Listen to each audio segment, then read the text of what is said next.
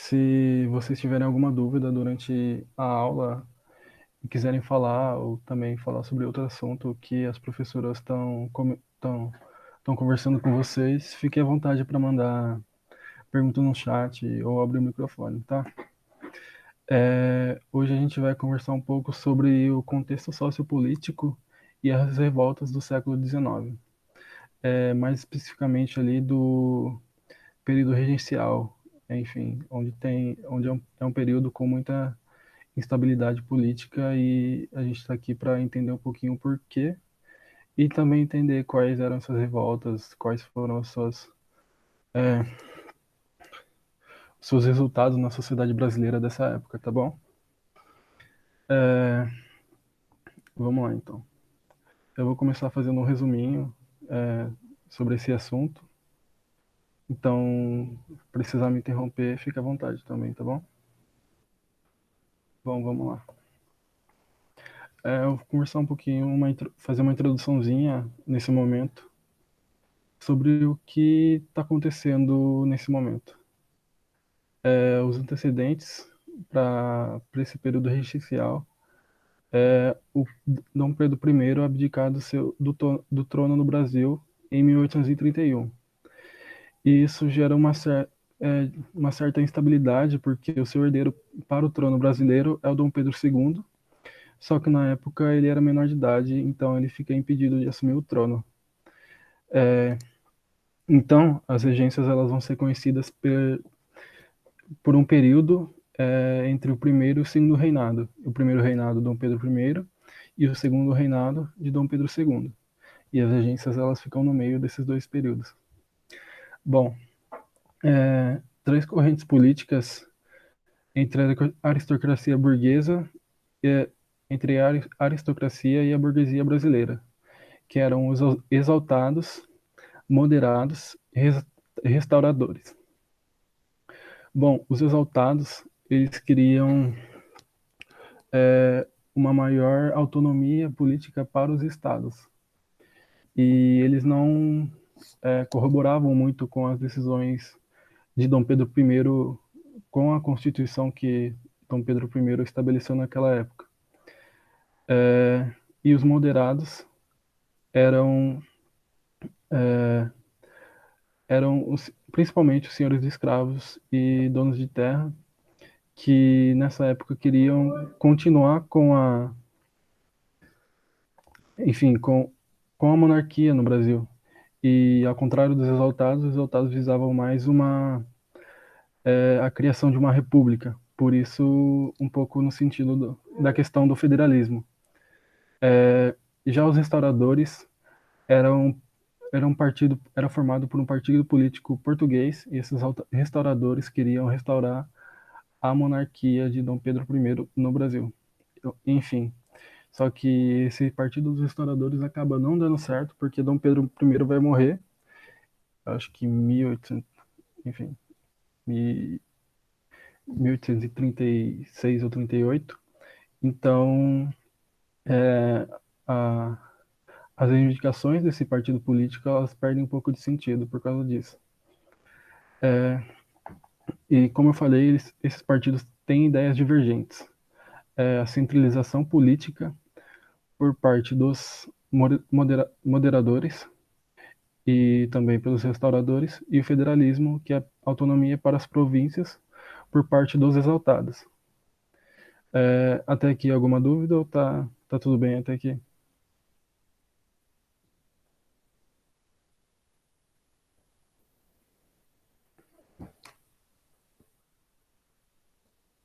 Tá tudo bem. Por mim, pode prosseguir. Beleza, então.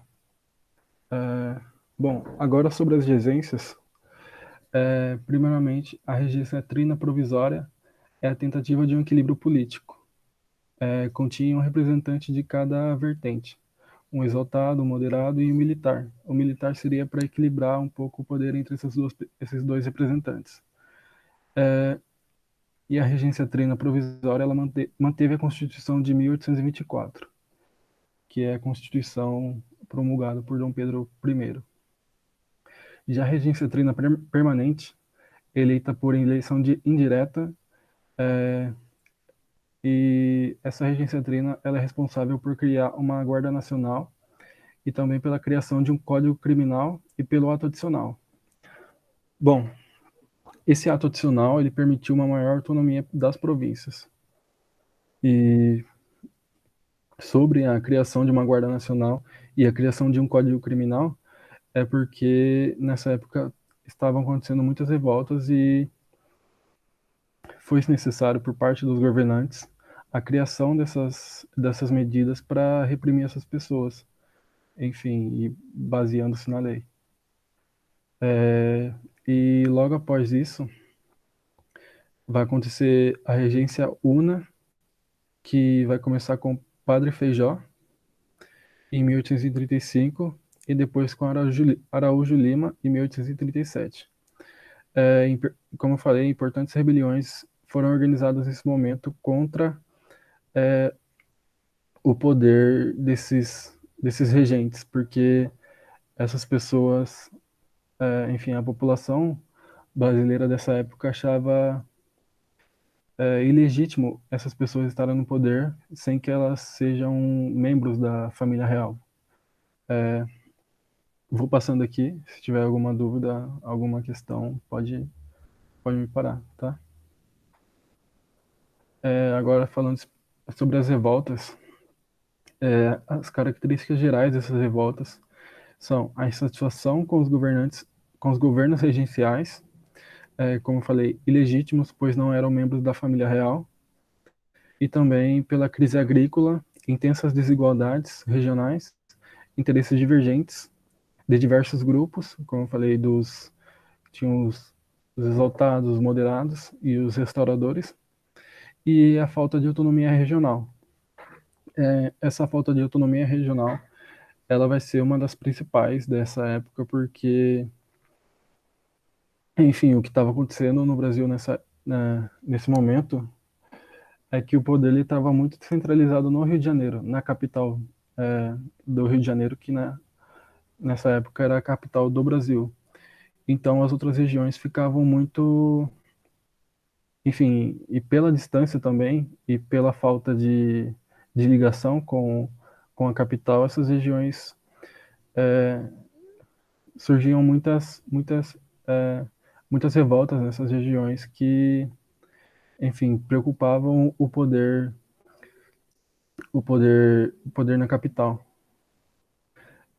E os resultados dessas revoltas, todas as rebeliões tiveram uma característica comum: as elites agrárias e as camadas médias urbanas nelas engajadas retraíram-se à medida que o movimento conquistava a adesão popular e apresentava reivindicações mais revolucionárias.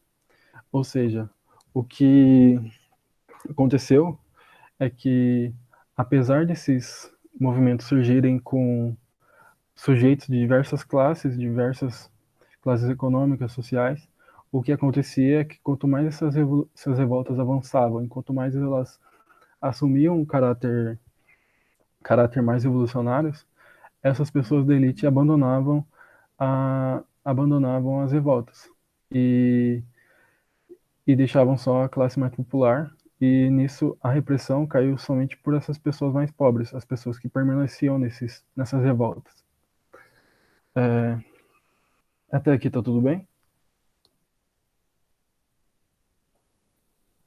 Sim. Beleza. Agora eu vou falar sobre as principais revoltas desse momento. A revolta dos Malês na Bahia, de 1835, que foi um grupo de escravizados muçulmanos, Nagôs, Haussás e Nupês. Eles queriam o fim do escravismo na Bahia, a revolta mais reprimida de todas. E também tem essa característica do haitianismo, que eu não sei se a professora já comentou com vocês, mas a Revolução Haitiana, que foi uma revolta de escravos no Caribe, ela foi uma revolução de escravos no Caribe e localizada no país que hoje a gente conhece como Haiti.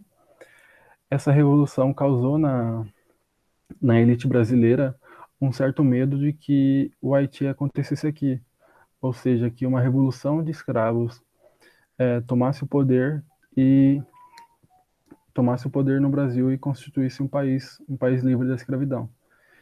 E, enfim, esse medo ele era muito recorrente, porque a maioria população da população brasileira na época era formada por pessoas negras libertas e escravizadas. Então esse medo fazia sentido sim, por parte da elite, tanto que nesse período mesmo a gente percebe diversas revoltas que tinham esse caráter com, pedindo o fim da escravidão por parte das pessoas negras. Além disso, a gente tem a cabanagem no Pará, que é de 1835 a 1840, que é indígenas, mestiços, classe pobres mais classe média, eram contra o governo regencial e a intensa pobreza na região. A Sabinada, que é de 1837 a 1838, elites militares, comerciantes, médicos, jornalistas tinham por objetivo um objetivo separatista, que era a criação da República Baiense até a maioridade de Dom Pedro II.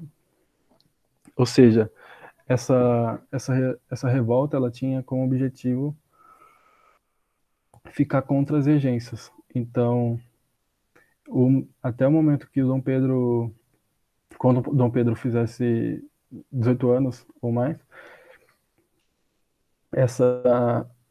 as pessoas dessa revolta iriam. Deixa eu reformular aqui, acho que eu me confundi um pouco.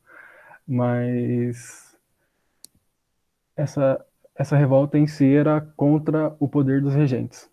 Ou seja, quando Dom Pedro II fizesse 18 anos as pessoas que estavam nessa revolta iam juntar de novo ao Brasil, fazendo parte do segundo reinado.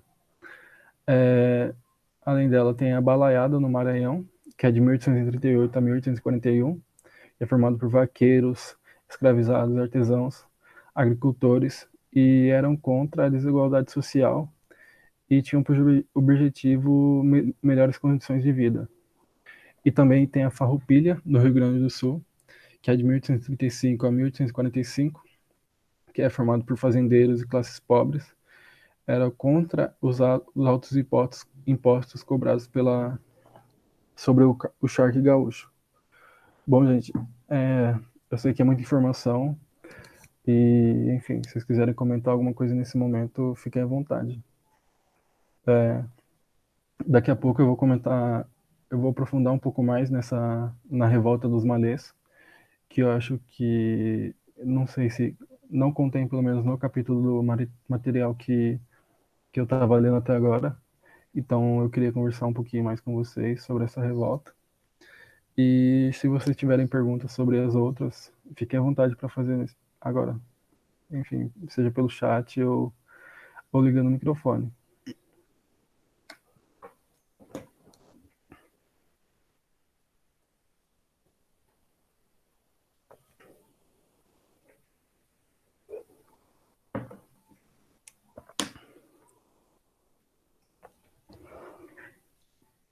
Eu posso avançar? Tá tudo bem?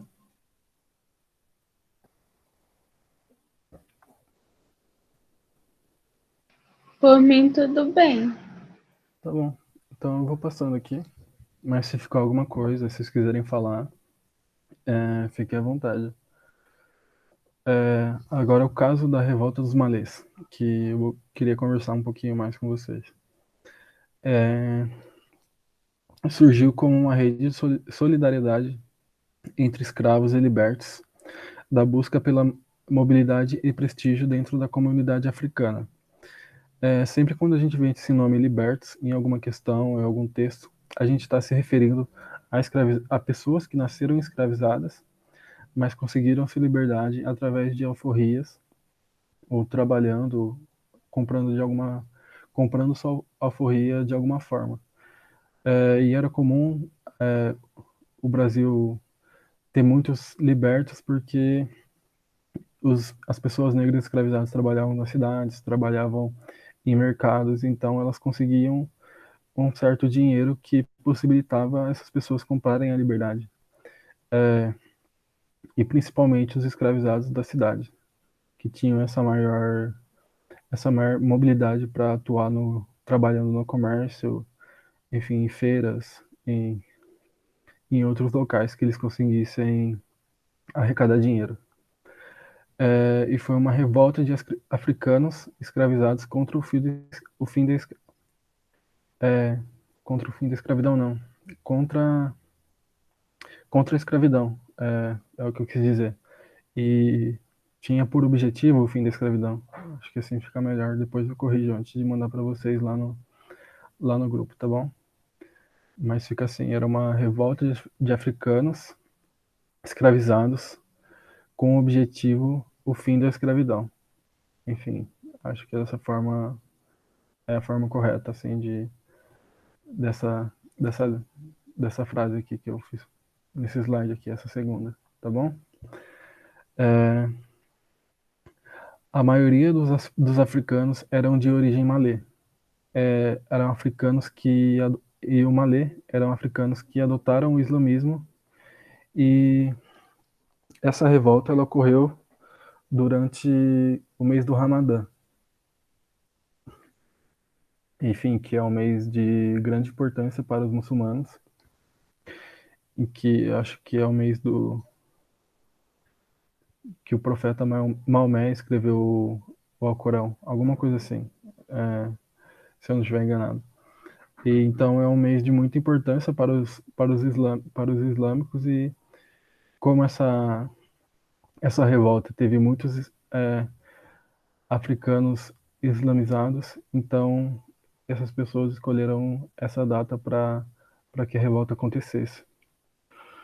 Bom, e esses malês, de onde eram essas pessoas? Eram pessoas principalmente da Costa da Mina, onde hoje a gente tem o principal país dessa região hoje é a Nigéria. E a Nigéria se localiza um pouco ali, não sei se você tem o mapa da África em mente, mas um pouco ao norte do continente africano, então uma região muito próxima ao, ao norte da África ali, onde tem o Egito, enfim, esses países onde a religião muçulmana esteve presente durante séculos. Enfim, Egito, Argélia, acho que o Mali também. Então, é uma região onde o intercâmbio cultural ele é muito grande. Então, muitos dessas pessoas que nasciam ali, elas estavam constantemente indo e voltando para essas regiões onde o islamismo era tão presente. Por isso, muitas dessas pessoas adotavam o islamismo como religião principal. E por essa característica, essas pessoas negras sabiam ler e escrever em árabe, e isso facilitou a circulação de ideias revolucionárias sem que os senhores soubessem. Bom, então, imagina lá, os escravizados, eles estão em maioria em Salvador nessa época, eles falam e escrevem em outra língua, que o senhor não entende nada, o senhor de escravo não entende nada, então eles podem se comunicar da maneira que eles quiserem.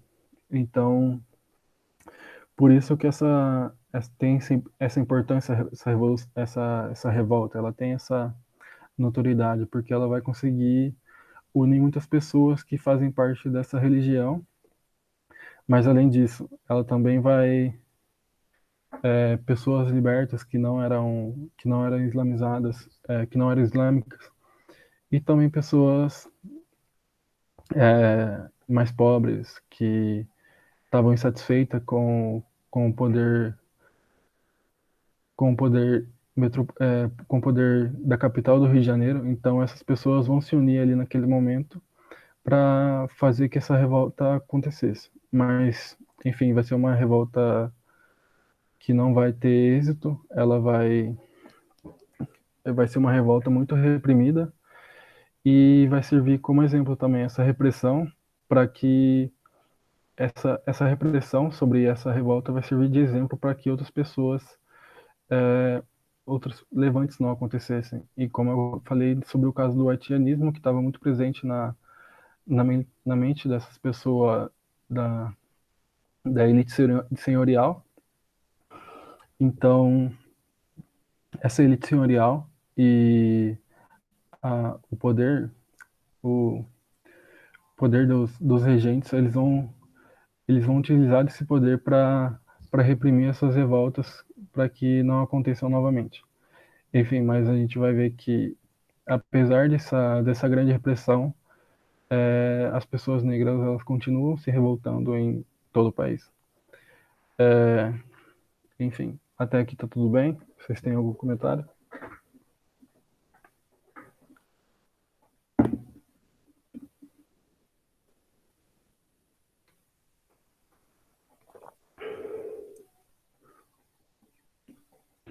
Tá tranquilo. Eu tô entendendo agora que eu não fui nas últimas aulas, mas Beleza. tá dando pra entender. Se vocês quiserem que eu aprofunde em mais algum detalhe, só avisar, tá bom? Uhum, tá bem. Eu vou passando aqui agora. Agora eu vou mostrar um pouco quem eram algumas figuras importantes da Revolta dos Malês. E nesse caso aqui, a gente tem a Luísa Marim, que era uma liberta, que era comerciante em Salvador. Ela trabalhava em feiras, enfim, em mercados. Então, ela e trabalhar em feiras e mercados nessa época era uma coisa muito boa para uma pessoa liberta, porque ela conseguia conversar com muitas pessoas e nisso ela conseguiu articular mais pessoas ainda para que essas pessoas participassem da revolta. Então a gente tem ela como uma figura muito importante da revolta dos malês. E bom, além disso, ela também é uma figura importante porque ela é mãe do Luiz Gama, que é um dos principais juristas brasileiros que, enfim, a gente já conversou um pouquinho sobre ele em alguma das aulas. Eu acho que foi na aula sobre, enfim, que eu trouxe aqueles personagens negros que estavam lutando pelo fim da escravidão. E o Luiz Gama, ele é filho da Luísa Marim. Então, além de tudo, isso soma a importância histórica que ela tem na história do Brasil. E, além disso, eu trouxe aqui uma foto de como, enfim, é uma pintura mais contemporânea, mas de como essas pessoas islamizadas elas foram para a rua para essa revolta. Enfim, essa roupa que elas estão vestindo era uma roupa de pessoas islâmicas, ou seja, tinha uma característica própria. Não eram todas as pessoas escravizadas que tinham essas roupas, então por isso a gente tem também que essa característica do Islã foi tão forte assim para que eles se unissem e lutassem contra o poder regencial dessa época. E bom, deixa eu ver aqui. É,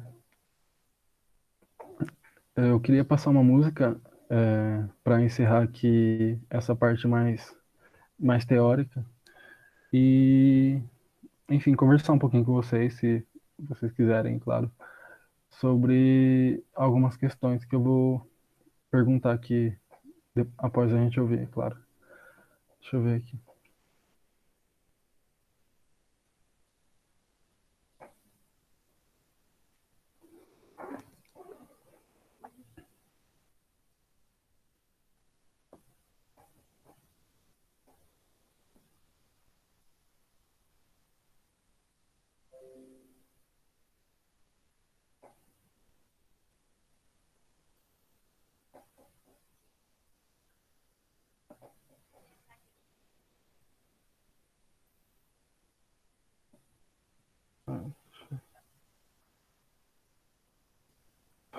Propaganda, meu Deus.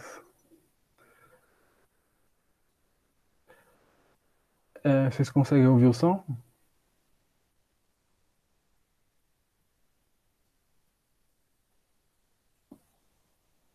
Só, fala no microfone para mim, por favor. Eu vou soltar um pouquinho aqui.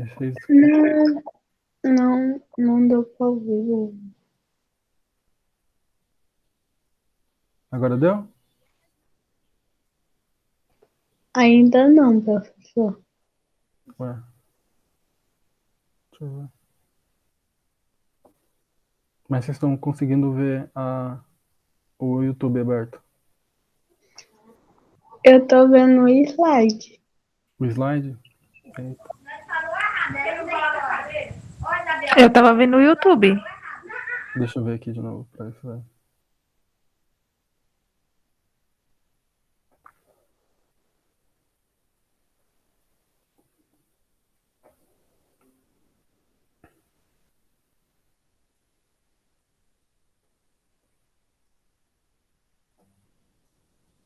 Agora sim? Sim, pra mim sim. Então eu vou voltar um pouquinho aqui.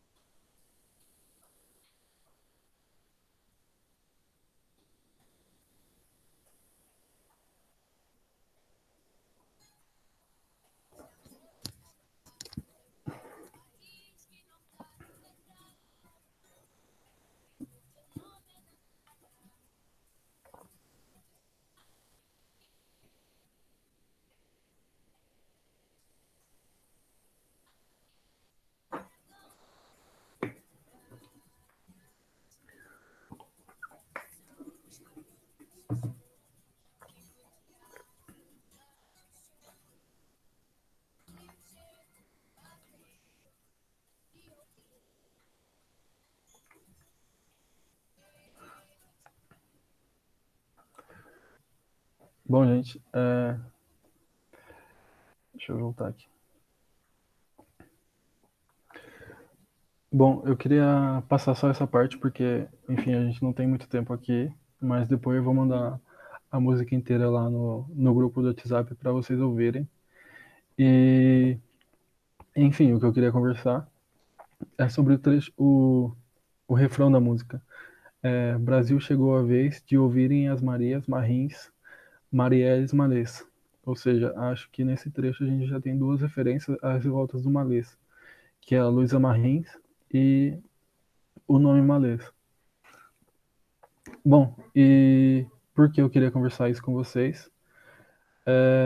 Porque nessa questão mesmo que ela fala de ouvirem, porque quando eu estava estudando para dessa aula, quando eu estava lendo, no próprio capítulo do período regencial, que era para tratar sobre a revolta dos malês, nesse próprio capítulo a revolta dos malês ela não aparece. E se a gente parar para pensar, quantas vezes a gente ouviu falar sobre essa revolta dos malês, enfim, com toda a sua complexidade e potencialidade durante o ensino médio, sabe? Foram poucas vezes. Mas, ao contrário disso, enfim, o que a gente mais ouve é sobre Dom Pedro I, Dom Pedro II, enfim, sobre essas figuras políticas que estavam lá em cima nessa época, ou seja, que tinham poder na mão, que eram muito privilegiados e tinham muitos privilégios, e diferente de pessoas como Luísa Marim, que era uma pessoa que lutou contra a escravidão, conseguiu sua liberdade com o seu próprio dinheiro. Além disso, ela lutou numa das revoltas de escravos mais conhecida mais conhecidas no Brasil, que é a Revolta dos Malês. E, enfim, e agora eu queria, enfim, debater um pouco com vocês. Se vocês quiserem, podem escrever no chat ou ligar o microfone, que o porquê da gente ouvir tão pouco sobre Luísa Marim e muito sobre Dom Pedro I ou segundo. Enfim, se vocês quiserem comentar só sobre a música em si, se vocês gostaram ou não, fiquem à vontade também. Agora eu vou deixar um tempinho para vocês aqui.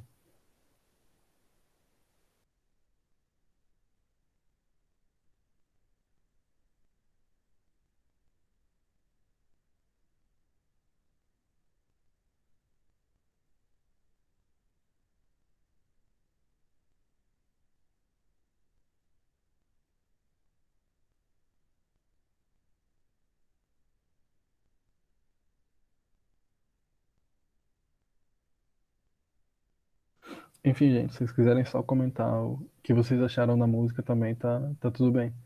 Que eu acho que, enfim, essa música por si só, ela já é uma aula de história, então fiquem à vontade para conversar se vocês gostaram ou não. Vocês concordam também com a pergunta que eu fiz, se faz sentido ou não na cabeça de vocês. Enfim. Eu entendi o que você quis dizer. É que meio que a cultura, não a cultura, como é que se fala? Meio que às vezes no livro. Ai, eu não sei explicar, professor. É que meio que tem parte da história que é apagada. Tenta ser apagada, tipo, principalmente aqui no Brasil, na questão dos escravos, dessas revoluções, eu acho que é um pouquinho apagada. Não é tão estudada a fundo.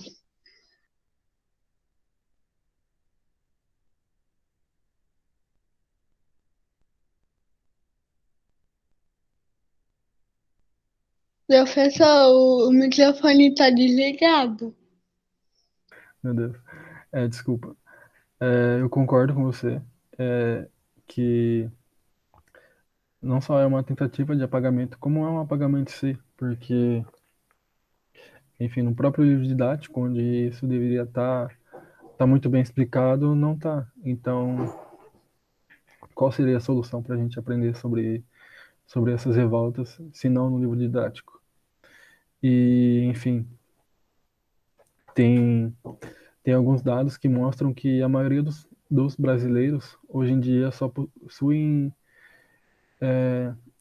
o material, o livro que eles possuem em casa é um livro didático. Eles não possuem livros sobre enfim, sobre a escravidão, sobre a revolta dos malês. O único meio como ele tem de aprender sobre essas revoltas é através do livro didático. Então, por isso que o livro didático ele se insere assim de tanta importância para que a gente possa entender essas revoltas de uma maneira bem bem complexa, assim como elas são.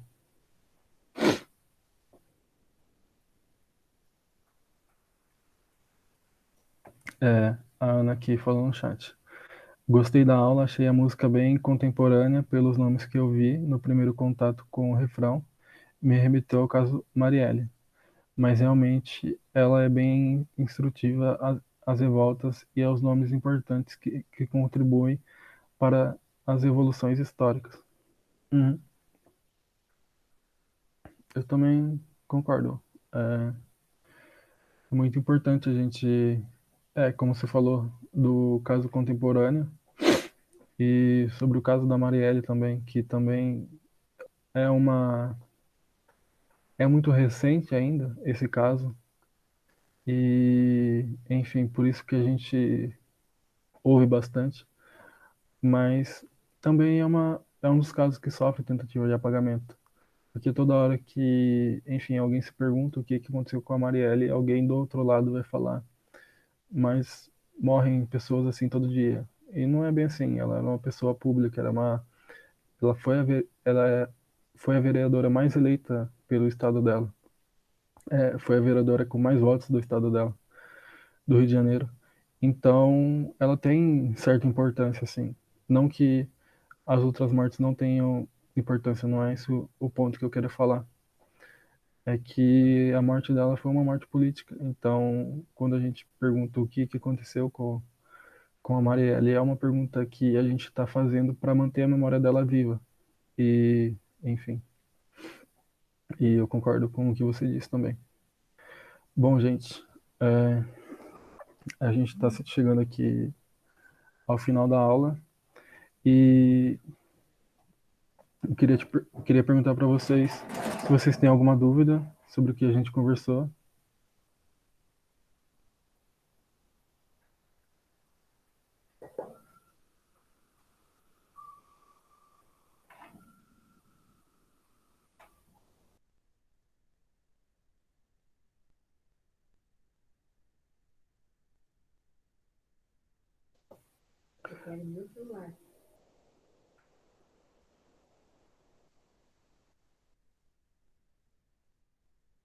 Sem dúvidas, prof. Bom, e então eu vou só projetar aqui um exercício que eu queria resolver com vocês antes de encerrar a aula.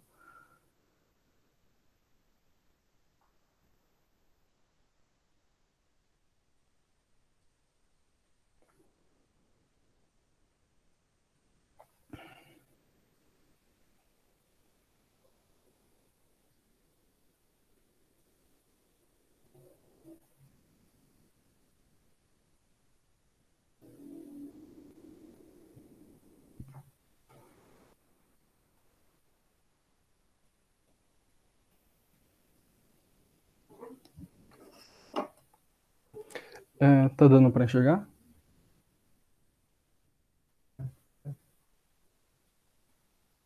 Deixa eu ver. Tá dando para enxergar a minha tela?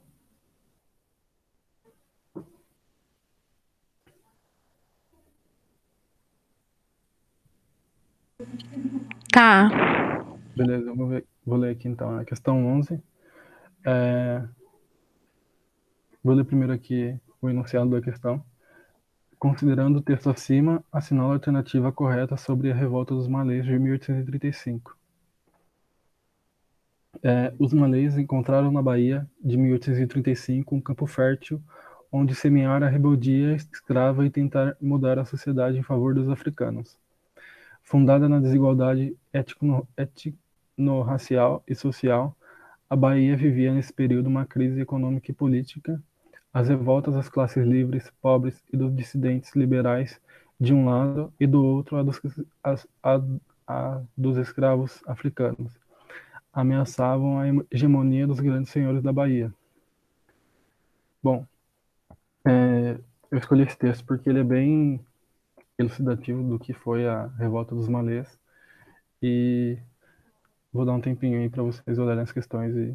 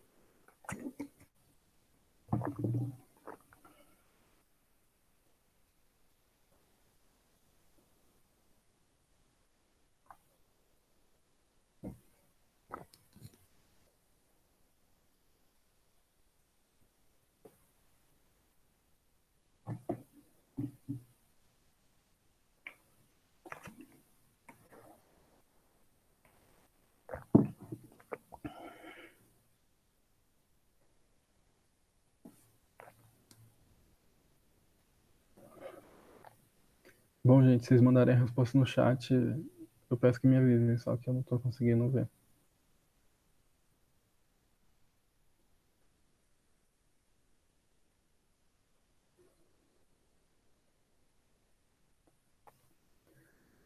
Bom, como vou lendo aqui, aí a gente já responde junto, então, pode ser? A questão A. Os malês representavam uma identidade étnica africana que foi recusada pela maioria dos grupos de escravos que vinham de regiões diferentes da África. E, enfim, não, não é uma alternativa correta, então a gente já pode descartar ela. A B. Os malês estavam em uma camada intermediária entre as classes livres e pobres, e os escravos também não. Enfim, os malês eram escravizados. A C. As classes livres e pobres se uniram aos grandes proprietários de terra na Bahia para derrotar os malês em sua revolta, pois ambos os grupos queriam preservar a supremacia branca sobre os escravos. Também não, não é disso que se trata. A revolta dos malês representou uma resistência importante às estruturas sociais vigentes no Brasil, sobretudo à ordem social ligada à escravidão africana. E é isso mesmo que, enfim, sintetiza o que a revolta dos malês representa, e então a questão certa é a questão D. Enfim, gente, e hoje a gente encerra aqui, e deixa eu ver o que vocês mandaram aqui. Eu espero que vocês tenham gostado da aula, do esquema que foi a aula, da gente conversar aqui um pouquinho da música. E, enfim, por hoje é só. E se vocês tiverem dúvida, algum exercício, ou, enfim, quando vocês estiverem resolvendo, eu vou mandar também um link para vocês colocarem essas dúvidas nesse link e, enfim, aí eu vou respondendo, ou mesmo fiquem à vontade para chamar no WhatsApp. Meu número está naquele grupo que tá todo mundo lá do Aprimorando, do Oficial Recado. E é isso. Por hoje, se vocês tiverem mais algum comentário, fiquem à vontade para fazer, tá bom?